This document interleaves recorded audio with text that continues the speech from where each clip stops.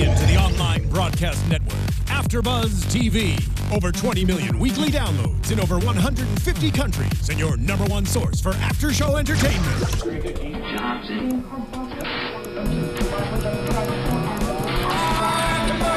AfterBuzz TV, the destination for TV superfans. Producing aftershows for over 300 of your favorite TV shows, interviewing celebrities and showrunners, and bringing you behind-the-scenes exclusives. All thanks to E! Entertainment's Maria Menounos, producer Kevin Undergaro, and internet leader Akamai.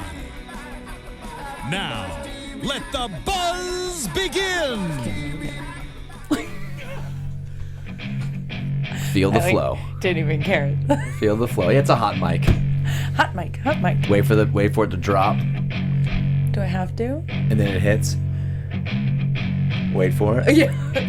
Okay. It's always a lot of suspense with the Deftones. Hi, guys. Here it comes. Everyone, you gotta wait for it.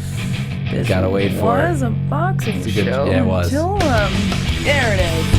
There it is. Awesome. Love it. I kind of ruined that for you. No, and it's perfect. I'm not sad about it, but I am sorry. What's up, everyone? It's the second edition of AfterBuzz TV's Boxing After Show. I'm Jared Gilkerson alongside Andrea Fasano. Hello. We are live on YouTube, and we're hoping all of our fans get a chance to chime in and talk a little boxing with us. Yeah. Because it was a action-packed weekend on Saturday. Mm-hmm. So sorry that it's a little late. But that just means we're going to have a better breakdown. Still stuff to talk about. Still things going on. Yeah, before we dive in. It's a big weekend all around, so, I think this is a good time to do it. Yes. Huge time. Mm-hmm. The best time. They gave us a prime time slot. Before we dive in and start breaking down everything, Andrea, where can everyone find you on Twitter and all that social media stuff? Very good question, Jared. You guys can find me at Andy Fasano on all social media. That is Twitter, Instagram, Periscope, if you do that kind of thing. So you guys follow me on there. We talk about everything. Yeah, from boxing to whatever else you know. From food to boxing. Everything that I care about in life. Yeah. Hit us both up. I'm at Gilkerson Radio on Twitter. Hit me up for some boxing chit chat. I'm always up for that, or anything sports. That's kind of, my specialty. Mm-hmm. And always, we always love your feedback. iTunes, SoundCloud, all that good stuff. We love hearing from the fans, good or bad. Tell us what we got wrong. Hey, no, that was the wrong fighter, or that was the wrong year. But that won't happen, so. It shouldn't happen on this show. It shouldn't happen. It shouldn't, but it is Things late. Happen. Things do happen. So hit us up, and also on YouTube, like us. Let us know what you think of the fights. I love hearing from fans. We're definitely going to have, I'm thinking maybe in March, a fan call-in show where we just talk boxing. That'd be awesome. Yeah, it's worked well with some other after shows. So, also, we're going to talk a little bit at the end of the show about some upcoming fights, breaking news, and some predictions. But first, let's break down the big fight this weekend. Dun, dun, dun. Yeah, Crawford versus Lundy. This was the main event. I mean, this was the one that there were tons of fights like we talked about. This is the one that everyone was looking forward to.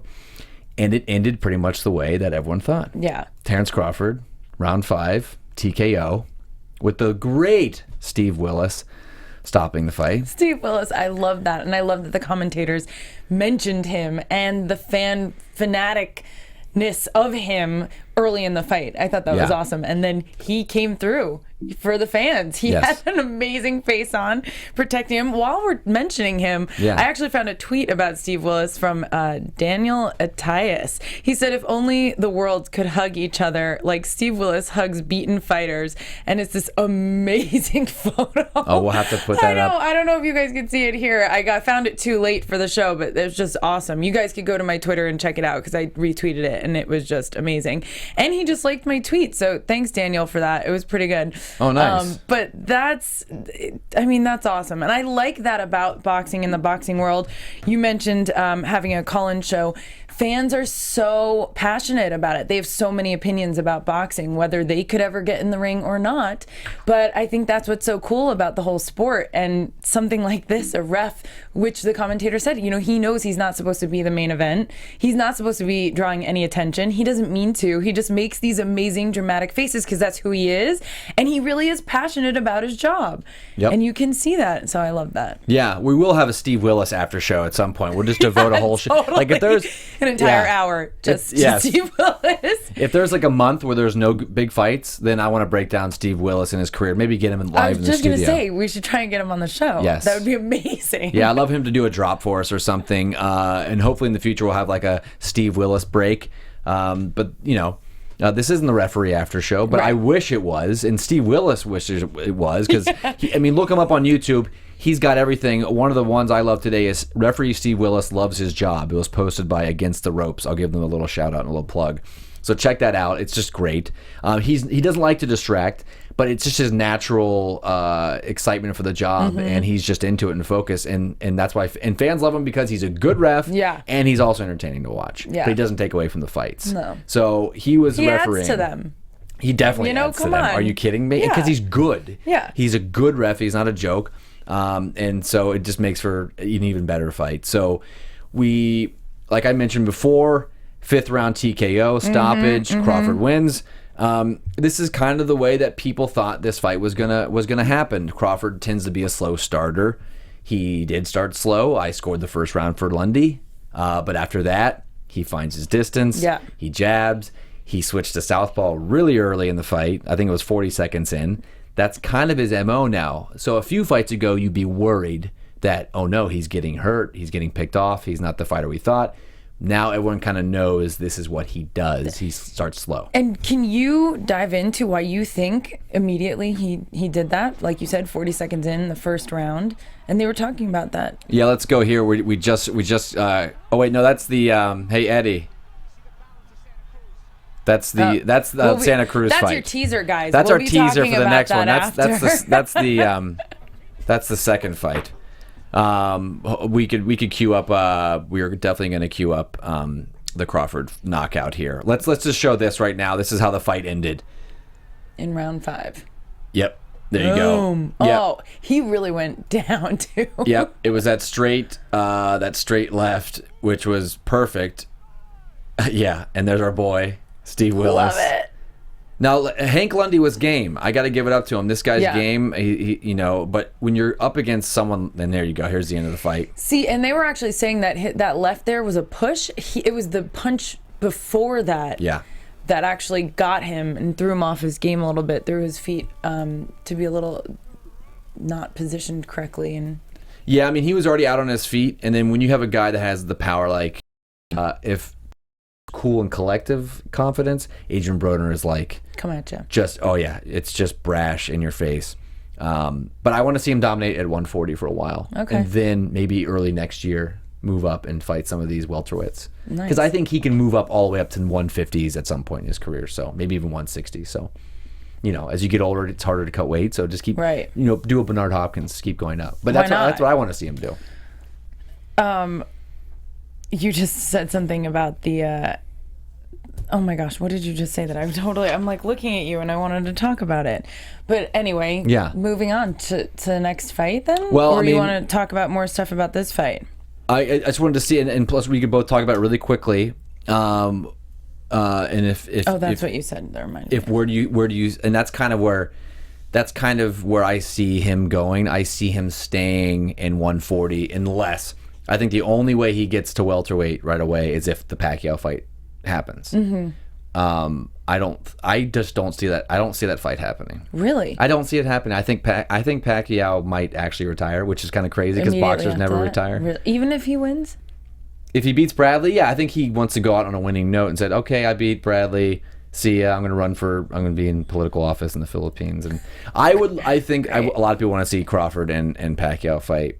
The old guard and the new guard, like we were talking about. But I think my prediction is that he fights either Broner or Provodnikov coming up, and that fight would be great. Provodnikov, I'd love to see. Yeah, and we were talking about how they said after the fight that that's most likely love it. What's going to happen? I don't see how any fight fan could hate that show. Yeah. All right. Yeah. Well, maybe that happens, and then the Pacquiao fight. That would, in a perfect world, I'm in. Right? Yeah. Provodnikov in the spring. Pacquiao. We're the fans, in the fall. Right? Aren't we the ones who can make this happen? Yeah, and hopefully our fans listening, I'd love to hear what they like. I just want to hear what they want the fights to be because some fan will come out of the woodwork and just and throw a name in there that I didn't even think about. Yeah. And then it makes you think. And do it. Yeah. Throw it in there. Yeah. So anyway, that's what you said before. You said about the guy who was throwing a lot of punches, and I said, well, that's why I want to go to the Santa Cruz Martinez fight, because that was twice as many punches thrown in the entire fight versus the entire Crawford fight. Well, that was a good tease. Maybe we should show everyone how it ended. Yeah, let's do it. You want to do it? Yeah. My main man, Eddie, hopefully he's in the booth and he can cue that up for us. It was the one that we showed earlier. So, Eddie, we'll show how the Santa Cruz fight ended. It was thrilling. Oh. So for the people watching, you can see. People listening will describe it to you. The combinations from Santa Cruz. I mean, that's what put Kiko on the floor. Yeah, poor Kiko. And there's... I wish this was a Steve Willis fight. Oh, right? I kept thinking that. Yeah. I mean, look at these... at this point... I was like, could he fly from New York? Raul Caiz Sr. is hoping, he wants to see Martinez throw back. Oh. And just too much. Yeah. He did not stop. Nope. Talk about a guy who's coming at you. Yeah. Oh my God. Yeah. So round one, yeah. Martinez is just getting his face smashed, basically. He gets it knocked down twice. Yeah. Yeah. To the mat twice. It looked like early on it was going to be finished right away. Yeah. And sometimes it takes fighters a while. You kind of see guys like Terence Crawford take a while to get warmed up, and sometimes you see guys come in so cold. Santa Cruz isn't known for his power. The guy has 32 fights before this, and 17 of them were knockouts, and a lot of those were early on in his career. He's had a few lately, TKOs. But, that was a 10-7 round right off the bat. So the fact that it did go into the middle of the fifth, you're surprised. I think not to step on what you're going to talk about, because I know you love this fight. Yeah.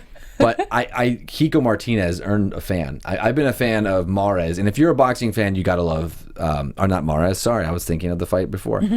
Santa Cruz. Yeah.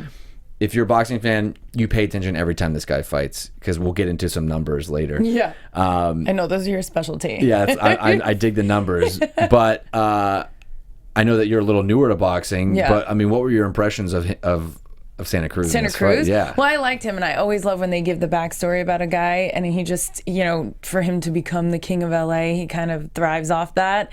And I like to see it, but I also love seeing the underdog and what they're going to perform at. So when it starts in round one and he goes down twice, Martinez, I was like, oh, this isn't going to be very good. So I love that he's hung in there till the fifth round. Yep. And this is only the second time he's fought here in the States. So I thought that was pretty interesting Santa too. Cruz? No, Martinez. Oh, Martinez. Yeah. So I thought that was pretty interesting. And, he even kind of won the second round. Yep. So that was also a big deal to me, because this guy's getting, basically it felt like you said, he came in cold. It wasn't necessarily, it was more like he wasn't ready, and he didn't have his positioning, he didn't have his feet set up. It was just especially with Santa Cruz, just pow, pow, pow, pow, pow, pow, pow, pow, pow.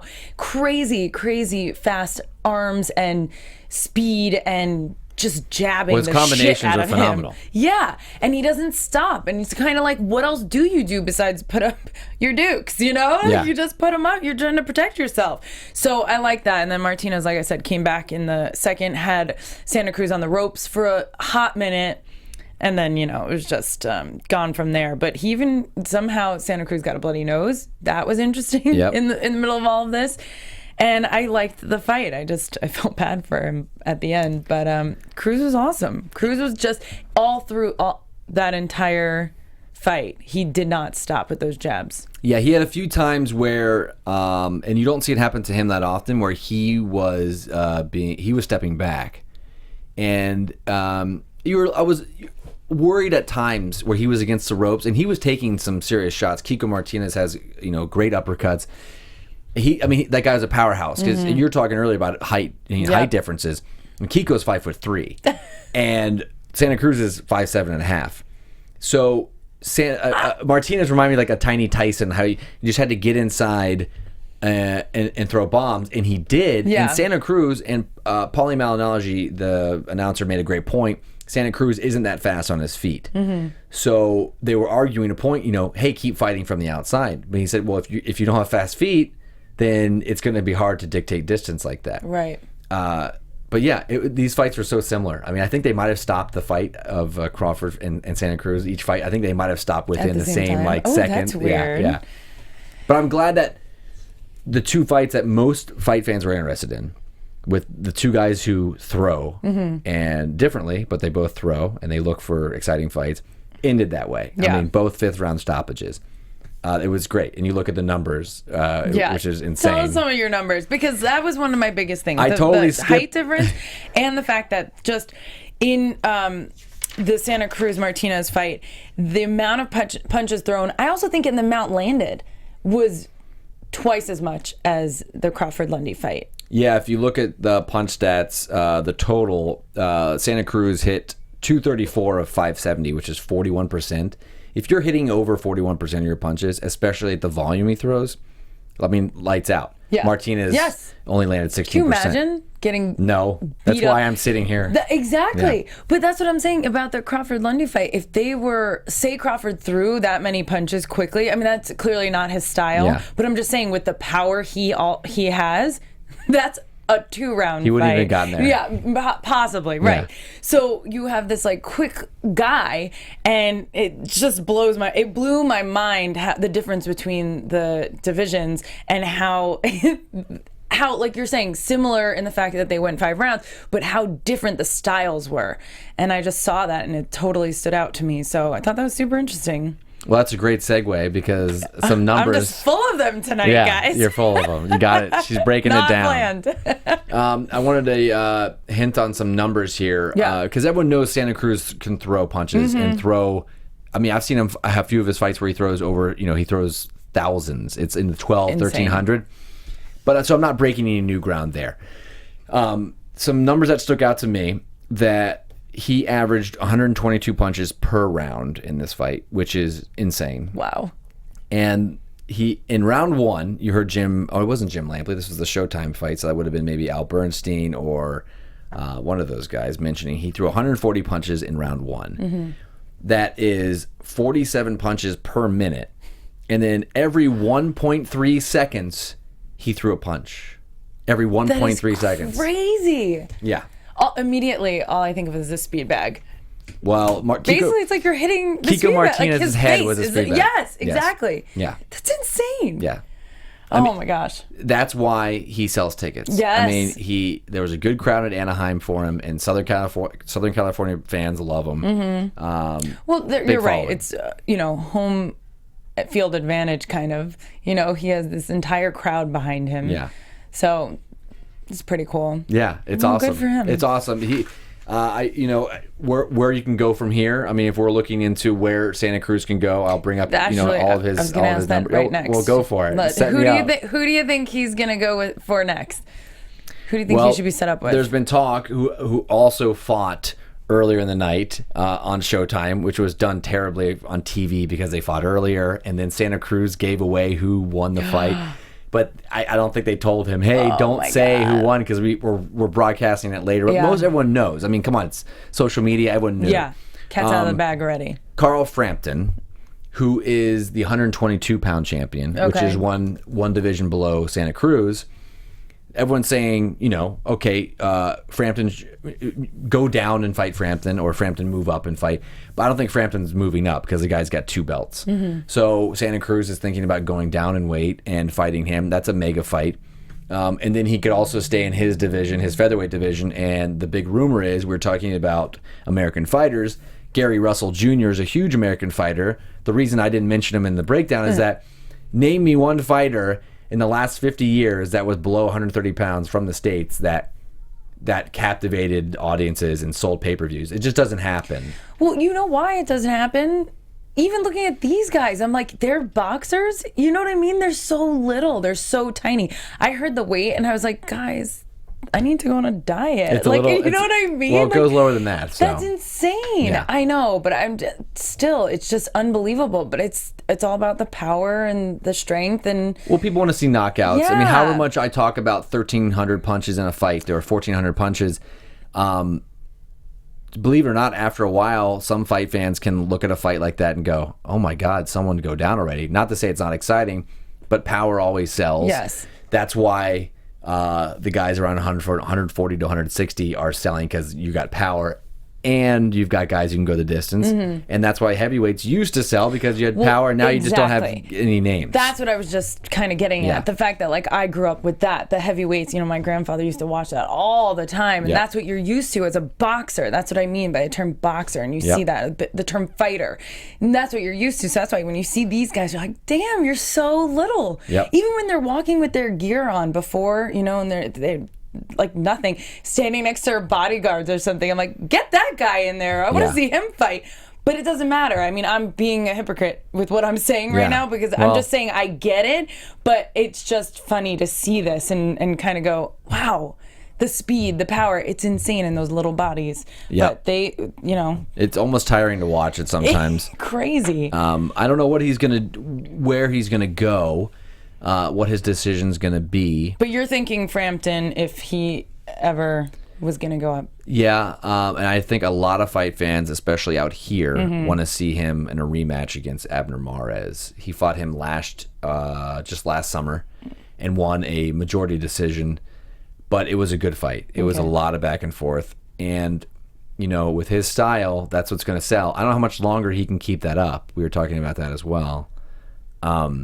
These kind of fighters burn out early, and the bigger fights he can get earlier in his career, the better. Get some money, get good paydays. But that's what he's he wants. 27. That's what he said he wants. He wants that big house. He wants the pay. But do you think passion comes into that? Do you think he, kind of that idea that he's the king of LA, that whole name behind him now, the passion will keep him going maybe a little longer? It usually, if the check's there, then you bet it will. Yeah. I mean, the guy's he turned pro, and I think when he was 17, or he just turned 18. And that's kind of what happens with like I said, a lot of the Mexican fighters. But he's been fighting since 2006, and he's been fighting this way. He still looks sharp, still looks great. But I think if you get someone in there, because Kiko Martinez was game and won a round or two on, I think one judge gave him 2. Really? Yeah, that's fine, because there were some good exchanges in there. Yeah. I'm not going to fault it. That's not the worst decision ever. No. But if you get a guy in there that can throw with him with the volume, I just don't know if there's anyone that can throw the volume, because he's throwing 6-7 punches at a clip while his opponent's just standing there with the gloves in front of his face. You need someone who's going to take him off his game by throwing a little power his way, disjointing him a little bit, right? I agree. That's who we need to see. But you should start training. I'm not going to. It's a little out of my weight class. See? That's why I said we got to try and do this. But who's not? Who else is out of my weight class? Are some of these studs coming up in the next few weeks. Yes. We should get into it. I'm definitely down for that. I can't wait for that Pacquiao fight now. Well, you're antsy on it. April, you got some time. I am antsy. Yeah, we'll break it down. But let's break down next week. April 9th, right? Are you in? Yeah, April 9th. Yeah, let's do it. All right, your big boys are back, so hopefully we've got a guy, Luis King Kong Ortiz. I love it. This guy came out of nowhere recently. I remember he was on the undercard of, I think, the Triple G David Lemieux fight. Big boy, 6'4". I think he kind of carries himself like George Foreman in the ring. He's fighting a nice, washed-up Tony Thompson. I think fight fans are excited to see what Luis Ortiz can do, but not excited at the prospect of him beating up a 44-year-old Tony Thompson. Tony's been kind of a journeyman heavyweight his whole life. He got knocked out brutally against Vladimir Klitschko a couple of times, and he was long in the tooth then. Basically, no one wants to fight Luis Ortiz because the guy is dangerous lately. Except for a guy who's 44 and probably needs a paycheck. Right. I don't want to talk trash about Tony Thompson. The guy's okay, but Luis Ortiz is kind of the stud, and the new stud, and it's kind of funny because he's 36, and now he's getting his first big break in the heavyweight division. Yeah. So this is a huge card. Yeah, this is a huge card next week on But you're just calling a spade a spade. I mean, it is what it is. But like you said, selling tickets wise, who wouldn't want to watch that to see if he had any chance? Yeah, actually, I'll put you on the spot a little bit here. Okay. He's 24-0. How many KOs does Luis Ortiz have out of his 24 fights? How many have ended in a knockout or technical knockout? I'm just guessing here. Go for it. You can play along at home. I can't decide if you're setting me up for failure or not, though. Maybe. I think you'll get close, though. Yeah? Yeah. Oh, no. Now, I almost want to say 20. Oh, 21. Dude! 21. Come on! Yes, that's pretty good. That's pretty good. That was amazing. I hope you played along at home. 21 knockouts for Luis Ortiz. I'm so proud of myself. I know, right I'm now. proud of you as well. Thanks. And so is Steve Thanks Willis. for that, Steve buddy. Willis is proud of you. Yeah. Man, I need to get... Hey, Eddie, next time we do a show, we're going to bring up Steve Willis's picture, the referee, for any time anything exciting happens here. I'll try to bring up a drop for it or something. But that's next week. So Okay, so we got that fight. Yeah, you know what? Let's just bring up the prediction music. Let's do it. Because I want to get into what I think is going to happen in that fight. I think... There it is. There it is. And you can dive in. Okay. I'm going to go with Luis Ortiz. I'm going with a flat knockout in the third or fourth round. I'm going to give myself a little leeway. Third or fourth round next week. Andrea, you have any predictions? I don't want to jump on your bandwagon. Go for it. But from everything you described, even if I was no clue or had no clue, even if I had no clue about this fight, I would totally say the same thing.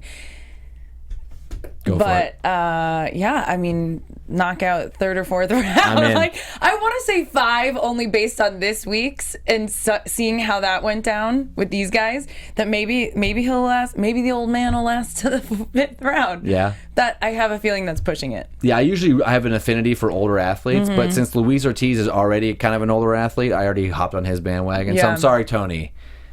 I'm going to pull for Luis Ortiz in this. Like I said, I'm an underdog fan, so Yeah. maybe I'll take his back. Yeah, I'll Yeah. see what the odds are. We'll make a bet on it. Okay. I do have a shout out.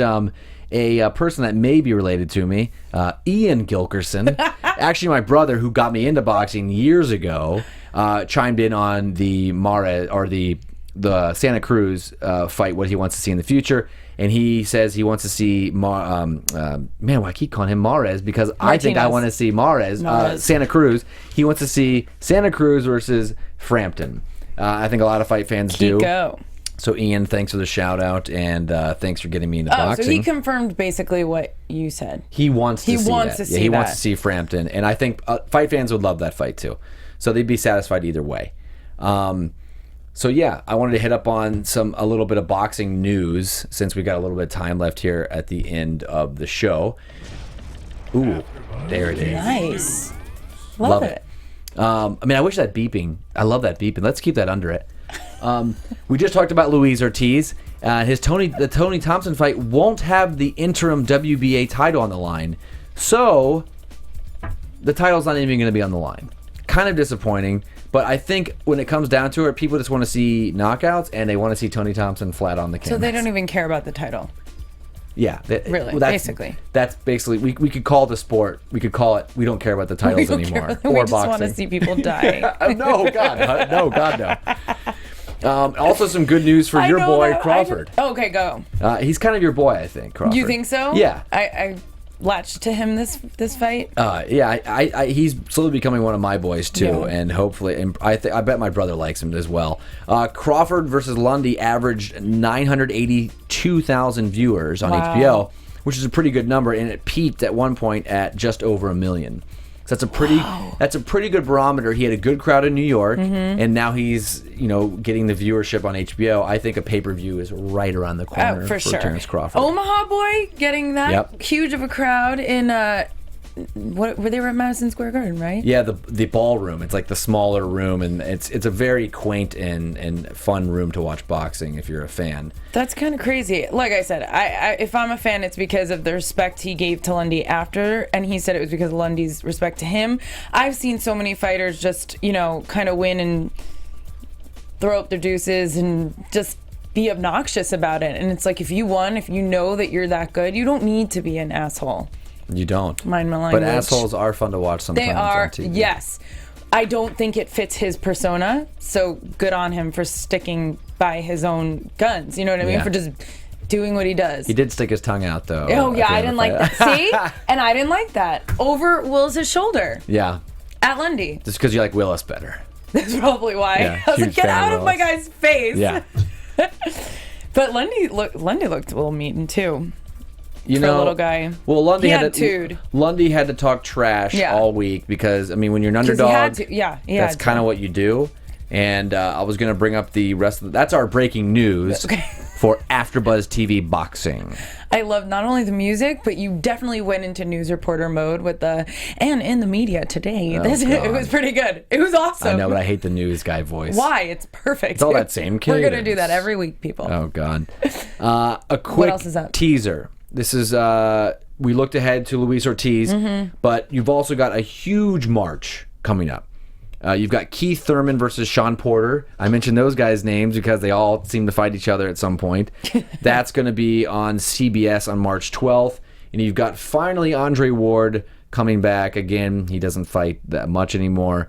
Against Sullivan Barrera on March 26th. That's an HBO fight. Then we've got who's really your boy, Timothy Bradley versus Manny Pacquiao on April 9th. I know. I'm kind of like, skip March, but I just, in my head, I forget it's a month. Yeah. That sounded so blonde. That's my birthday, so you can't skip that. Oh, when? The 23rd. Of March? Yeah, we'll have a birthday show. Okay, cool. Yeah. And then Triple G, Gennady Golovkin versus Dominic Wade out here in Inglewood at the Forum. Ooh. So maybe AfterBuzz can hook us up with a little press pass. We can get down tickets. there. Yes. Yeah. Yeah. Done. Yeah. And also on the undercard is Roman Chocolatito Gonzalez. Ooh, I love that name. They're pairing those two guys together. So Triple G and Chocolatito are kind of like a little pairing. They're seeing if they can sell, big numbers. So they were talking about him during that fight too. Triple G. Yep. Yes. They see. That's what HBO does. Anytime they can mention Triple G, they drop his name. Well, because then it sounds like WWF or WWE. Oh, because it sounds like a gimmick. Which is, the they're name. one and the same. I forget. I haven't watched it in so long. Well, there's some blurred lines with kidding? entrance music and all that stuff. So it's getting there. Yeah, a little blurred. One more shout out because I'm just going to shout out my brother the whole show. Let's do it. Ian, thanks for watching. Yes. He says Tony Thompson's nickname is the Tiger. He's not great. So a nice cereal joke for my brother. Always giving up the cereal jokes. That was a slow clap for you. Yeah. But we are excited. So we will be back here next week. Yes. And hopefully on the Sunday. We can break down the fights a little earlier. But we do appreciate everyone hanging with us on a Tuesday. Yeah, and it might not be. So, hang in there. Like he said, check in with our Twitter. And, tell us a hashtag. What's our hashtag? You made it. Because we have to announce if we're not going to be regularly on Tuesday, what day. But I don't know, because I don't know if it will be Sunday. So I just wanted to put Most of the times our after show will be Sunday. Yeah. Yeah. We're going to do hashtag AfterBox. Yeah, hashtag AfterBox, guys. Yeah. That's how you should talk to us.